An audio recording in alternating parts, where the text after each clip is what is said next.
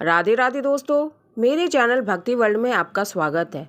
जो लोग अभी तक मेरे चैनल को सब्सक्राइब नहीं किए हैं तो प्लीज़ मेरे चैनल को सब्सक्राइब कीजिए, वीडियो को लाइक एंड शेयर जरूर कीजिए, साथ में बेल आइकन को दबाना नहीं भूलिए ताकि वीडियो का नोटिफिकेशन आप तक पहुंचता रहे। आज आप लोगों को पूष मास के शुक्ल पक्ष में पड़ने वाली पुत्रदा एकादशी व्रत के महत्व के बारे में बताने जा रहे हैं। यह व्रत संतान की प्राप्ति के साथ साथ संतान की दीर्घायु और अच्छे स्वास्थ्य के लिए रखा जाता है। वैसे तो यह व्रत साल में 2 बार रखा जाता है। पहला पुत्रदा एकादशी जो कि पूष मास में पड़ती है और दूसरा पुत्रदा एकादशी सावन मास में पड़ती है। इस व्रत को लेकर कई धार्मिक मान्यताएं हैं। ऐसा कहा जाता है कि इस व्रत को करने से समस्त पापों से मुक्ति मिल जाती है। इस बार पूष मास का पुत्रदा एकादशी 21 जनवरी दिन रविवार को पड़ रहा है। आइए सुनते हैं पूष मास का पुत्रदा एकादशी की कथा, जो कि इस प्रकार है। एक बार धर्मराज युधिष्ठिर कहने लगे कि हे मधुसूदन, आपने पूष कृष्ण एकादशी अर्थात सफला एकादशी का महात्म बताकर बड़ी कृपा करी। अब आप कृपा करके मुझे पूष माह के शुक्ल पक्ष की एकादशी के बारे में बताइए। इस एकादशी का व्रत का क्या नाम है, इस व्रत का क्या विधान है, इसकी क्या विधि है, इस व्रत के करने से कौन सी फल की प्राप्ति होती है और इसमें कौन से देवता का पूजन किया जाता है।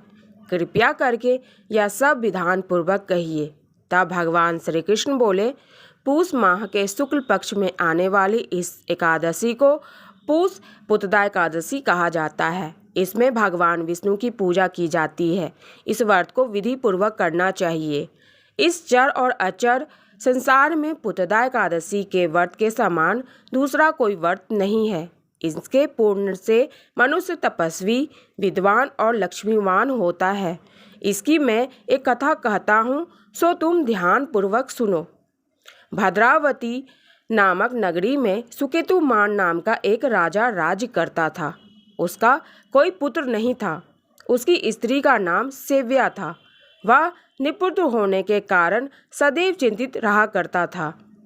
राजा के पितर भी रो रो कर पिंड लिया करते थे और सोचा करते थे कि इसके बाद हमको कौन पिंड देगा। राजा को भाई बांधव, धन, हाथी, घोड़े, राज्य और मंत्री, इन सब में से किसी से भी संतोष नहीं होता था। वह सदैव यही विचार करता था कि मेरे मरने के बाद हमको कौन पिंडदान करेगा। बिना पुत्र के पितरों और देवताओं का ऋण मैं कैसे चुका सकूंगा। कहते हैं कि जिस घर में पुत्र ना हो तो उस घर में सदैव अंधेरा ही रहता है। इसलिए पुत्र उत्पत्ति के लिए प्रयत्न करना चाहिए। जिस मनुष्य ने पुत्र का मुंह देखा है वह धन्य है। उसको इस लोक में यश और परलोक में शांति मिलती है, अर्थात उनके दोनों लोक सुधर जाते हैं। पूर्व जन्म के कर्म से ही इस जन्म में पुत्र और धन की प्राप्ति होती है। राजा इसी प्रकार रात दिन चिंता में लगा रहता था। एक समय तो राजा ने अपने शरीर को त्याग देने का निश्चय किया, परंतु आत्मघात को महापाप समझकर उसने ऐसा नहीं किया। एक दिन राजा ने ऐसा ही विचार करता हुआ अपने घोड़े पर चढ़कर वन को चल दिया। पशु पक्षियों और वृक्षों को देखने लगा। उसने देखा कि वन में मृग, व्याघ्र, सुअर, सिंह, बंदर, सर्प आदि सब भ्रमण कर रहे हैं। हाथी अपने बच्चों और हाथियों के बीच घूम रहा है। वन में कहीं गीदड़ अपने कर्कश स्वर में बोल रहे हैं, कहीं उल्लू ध्वनि कर रहे हैं। वन के दृश्यों को देखकर राजा सोच विचार में लग गया। इसी प्रकार आधा दिन बीत गया। वह सोचने लगा कि मैं कई यज्ञ किए, ब्राह्मणों को स्वादिष्ट भोजन से तृप्त किया, फिर भी मुझको यह दुख प्राप्त हुआ क्यों। राजा प्यास से अत्यंत दुखी हो गया और पानी की तलाश में इधर उधर घूमने लगा। थोड़ी दूरी पर राजा ने एक सरोवर देखा। उस सरोवर में कमल खिले थे। वहाँ पर सारस, हंस, मगरमच्छ आदि विहार कर रहे थे। उस सरोवर के चारों तरफ मुनियों के आश्रम बने हुए थे। उसी समय राजा के दाहिने अंग फड़कने लगे। राजा शुभ शगुन समझकर घोड़े से उतरकर मुनियों को दे दंडवत प्रणाम करके बैठ गया। राजा को देखकर मुनियों ने कहा, हे राजन, हम तुमसे अत्यंत प्रसन्न हैं। तुम्हारी क्या इच्छा है, सो कहो। राजा ने पूछा, महाराज, आप लोग कौन हैं और किस लिए यहाँ आए हैं, कृपया करके बताइए। मुनि कहने लगे कि हे राजन, आज संतान देने वाली पुत्रदा एकादशी है। हम लोग विश्वदेव हैं और इस सरोवर में स्नान करने के लिए आए हैं। यह सुनकर राजा कहने लगा कि महाराज, मेरी कोई संतान नहीं है। यदि आप मुझ पर प्रसन्न हैं तो मुझे पुत्र होने का वरदान दीजिए। मुनि बोले, हे राजन, आज पुत्रदा एकादशी है, आप अवश्य ही इसका व्रत करें। भगवान की कृपा से अवश्य ही आपके घर में पुत्र होगा।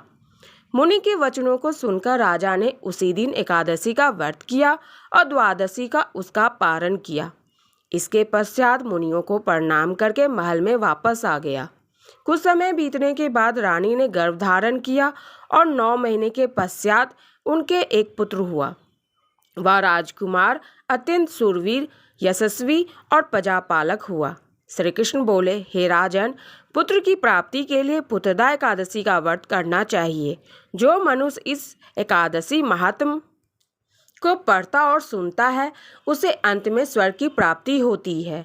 यह थी पूष मास की पुत्रदा एकादशी व्रत की कथा और उसके महात्म के बारे में। आप लोगों को यह वीडियो कैसा लगा, हमें कमेंट करके ज़रूर बताइएगा।